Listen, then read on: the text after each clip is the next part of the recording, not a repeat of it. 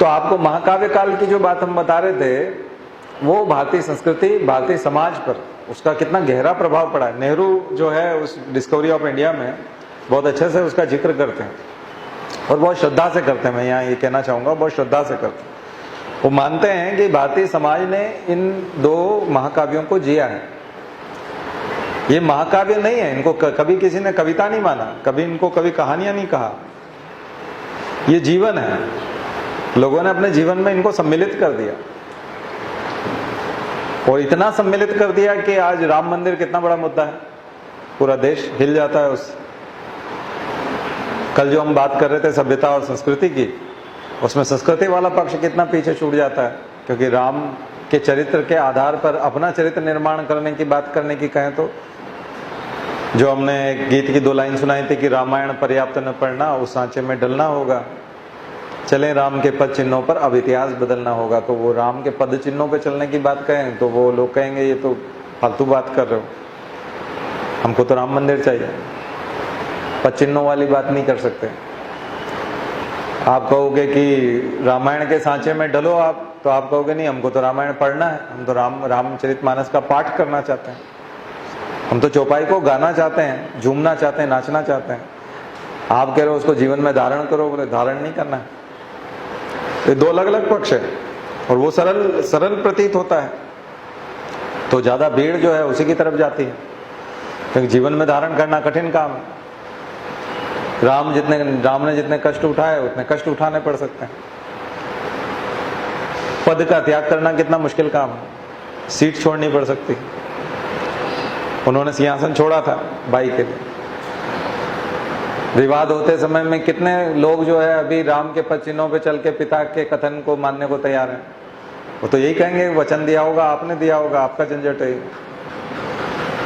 कि कैसे आपने ऐसे दिमाग ताक में रख करके कैसे आपने बात कर ली, ये गलत बात है।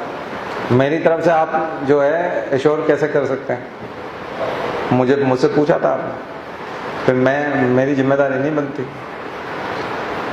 कितना खतरनाक हो जाएगा, बहुत मुश्किल है। तो कितने लोग राम के पद चिन्हों पर चल सकते हैं भाई के लिए, और भाई भी ऐसा कि नहीं भैया के ही नाम से होगा। और दूसरों के लिए पंगा लेना, दूसरों के लिए कौन पंगा लेता है? तो आपको कोई दिक्कत है तो हमको बताइए। राम जो है वो ये कहते थे, पूरी कहानी में आप देखो दूसरों के लिए झगड़ा मोल लेते रहे। अच्छा तुम्हारी ये दिक्कत है, चलो चलते हैं, कहाँ है दिक्कत बताओ। देखा जाए तो पूरा का पूरा एडमिनिस्ट्रेशन, नरेंद्र कोहली को पढ़िए आप।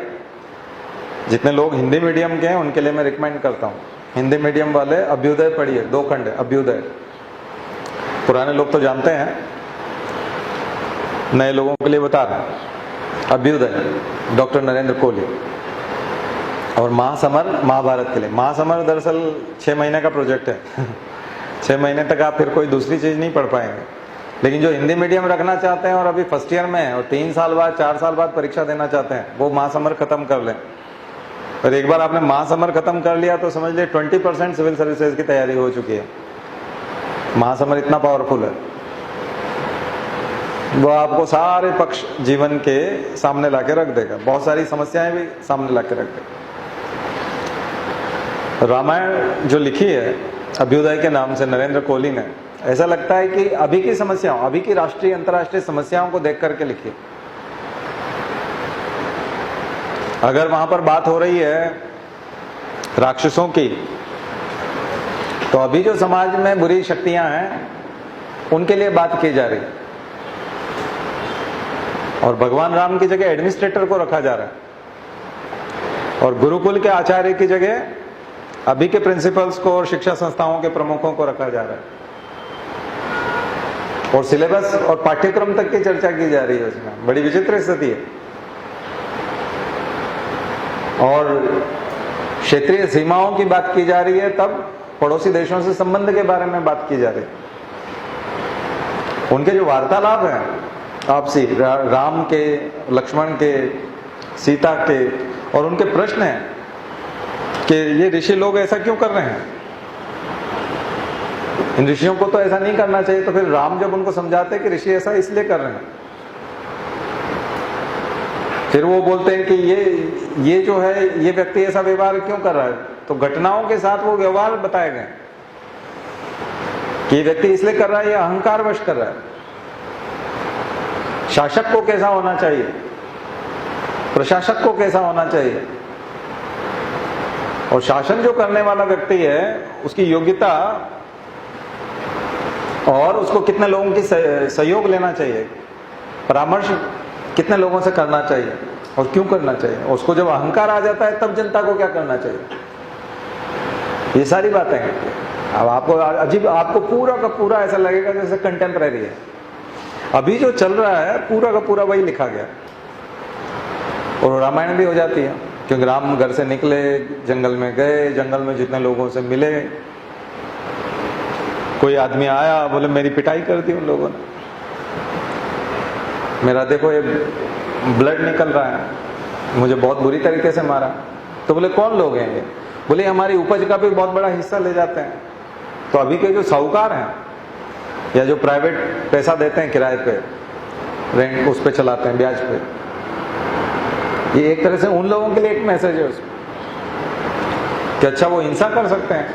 तो आपको अपने आंसर जो समानांतर सिनेमा में मिलते हैं, जो आपको एनडीटीवी पे रविश कुमार की रिपोर्ट में मिलते हैं, वो आपको अभ्युदय में मिलेंगे।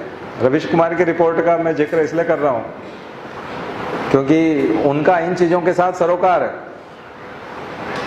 बाकी पत्रकारिता अलग अलग चीज है, लेकिन वो जब निकलता है कि किसी व्यक्ति से बात करने के लिए अपनी रिपोर्ट में, तब वो उससे पूछता है कि आपकी इनकम कितनी है, और यहां तक जो तुम पहुंचते हो वो साधन कौन सा इस्तेमाल करते हो, और महिलाएं कितने रुपए में, कितने रुपए की मजदूरी में काम करती हैं, ये बात वो पूछता है। अभी द हिंदू में कल जो आर्टिकल आया था महिलाओं के लिए, रोजगार के लिए, वो उन चीजों से मैच करता है, वो आपको अभ्युदय में दिखाई पड़ता है। क्या महिलाओं का काम करना मायने नहीं रखता? अभ्युदय में इस बात की चर्चा होती है कि महिलाएं गौण हो जाती हैं क्या, नेग्लिजिबल हो जाती हैं क्या, महिलाओं की नौकरी मायने नहीं रखती क्या,